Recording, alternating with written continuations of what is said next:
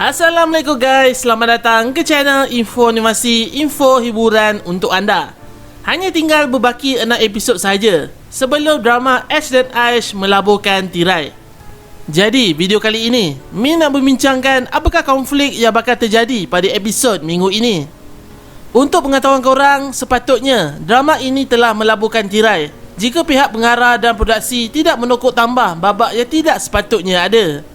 Kalau drama ini mengikut keseluruhan jalan cerita novel, ia hanya mampu sampai dalam anggaran 15 hingga ke 20 episod sahaja, bukannya sampai ke 28 episod.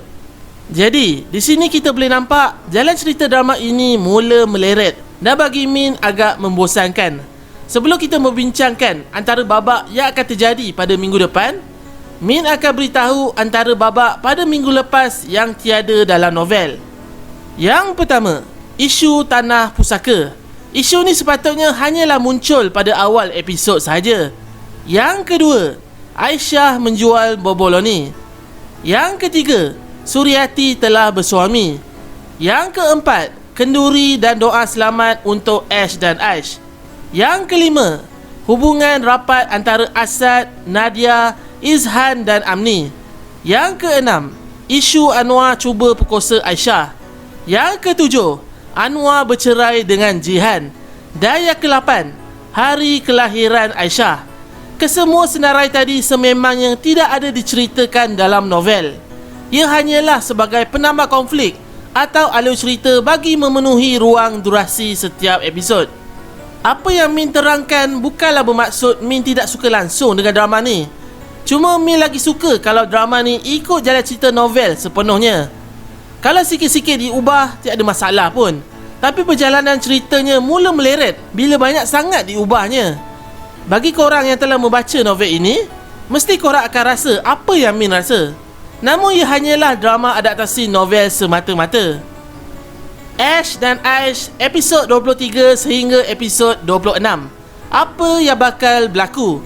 Apa yang Min boleh katakan sememangnya babak yang berlaku pada minggu depan adalah babak yang tiada dalam novel. Kalau ikutkan jalan cerita dalam novel sudah hampir sampai ke penghujungnya. Selepas babak Ashrafi membawa Aisyah pulang ke KL dan memperkenalkan isterinya pada keluarganya, sepatutnya keluarga Ashrafi dengan seikhlas hati terima Aisyah sebagai menantu. Keluarga Dilaila memahami suratan takdir bahawa Dilaila dan Ashrafi tiada jodoh.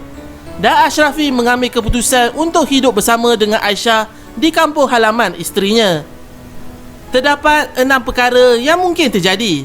Yang pertama, dalam novel sepatutnya kedua orang tua Ashrafi, iaitu Haji Adnan dan Hajar Zarina, akan terima Aisyah sebagai menantu seikhlas hati mereka. Apa yang Min fikirkan, mungkin Haji Adnan tidak kisah dengan siapa pun pilihan anaknya, tetapi tidak pada Hajar Zarina.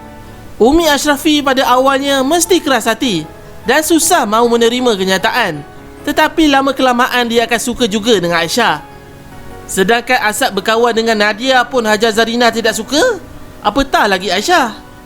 Yang kedua, Dalila mempunyai rancangan jahat demi mahu mencapai hasrat maknya untuk membolut harta keluarga Ashrafi supaya keluarganya tidak jatuh muflis akibat masalah kewangan yang dihadapi oleh ayahnya. Dalam teaser video sedutan episod seterusnya, apa yang Dalila katakan pada maknya bahawa dia akan tangkap jerung besar, yang sebenarnya merujuk kepada Aisyah kerana Dalila tidak dapat memiliki Ashrafi dan susah untuk mencapai misi. Dalam masa yang sama juga, Dalila membasuh fikiran Hajar Zarina supaya membenci Aisyah. Yang ketiga, Anwar pergi ke Kuala Lumpur dan mahu mencari Ashrafi dan Aisyah untuk membalas dendam. Kemudian dia bekerjasama dengan Dalila demi untuk mendapat habuan yang lumayan. Berkenaan dengan cara Anwar berjumpa dengan Dalila, itu Min tidak pasti dan kita akan lihat pada minggu hadapan.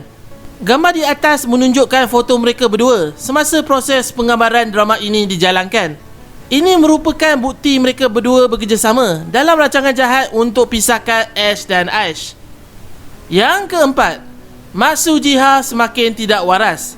Semenjak kena bercerai dengan Anwar, hidupnya tidak tentu arah dan Suryati saja yang mengambil berat dan pikul tanggungjawab untuk menjaga satu-satunya darah daging Aisyah. Yang kelima, hubungan Izhan dan Amni semakin rapat. Sudah sampai masanya Izhan meluahkan perasaan sayang padanya.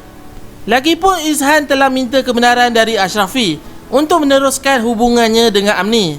Ashrafi telah pun memberi lampu hijau. Yang keenam, Aisyah tetap berusaha untuk memikat hati mertuanya. Dia yakin satu hari nanti hati Umi Ashrafi akan lembut juga. Aisyah beranikan diri mendekati Hajar Zarina dan membantunya memasak di dapur. Haji Adnan jatuh hati dengan masakan yang dimasak oleh Aisyah.